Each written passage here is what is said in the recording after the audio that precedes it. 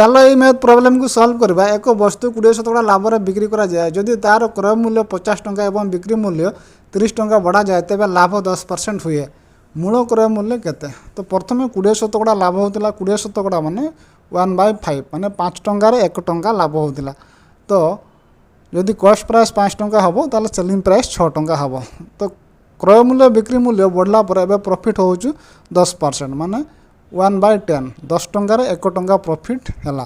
तो cost price एबे 10 टंका हेले सेलिंग प्राइस हम 11 टंका। तो 6:5 रु 11:10 हबार कारण है आम कॉस्ट प्राइस रे आम 50 टंका ऐड कलु एवं सेलिंग प्राइस रे आम 30 टंका ऐड कलु। तो यह एबे इक्वेट करिवो काहाकू 11/10 को। तो एबे ए इक्वेशन को आम क्रॉस गुणन करवा। तो आसो आमर 10 60 माइनस 11 55 55 सेमती आम 50 को 11 गुणन कले आसो 550 आउ 30 को 10 गुणन कले आसो 300। तो 60 माइनस 55 आमर रेशियो डिफरेन्स को बुझेब एवं 550 माइनस 300 यहाँ हूँ पैसार डिफरेन्स को बुझेब।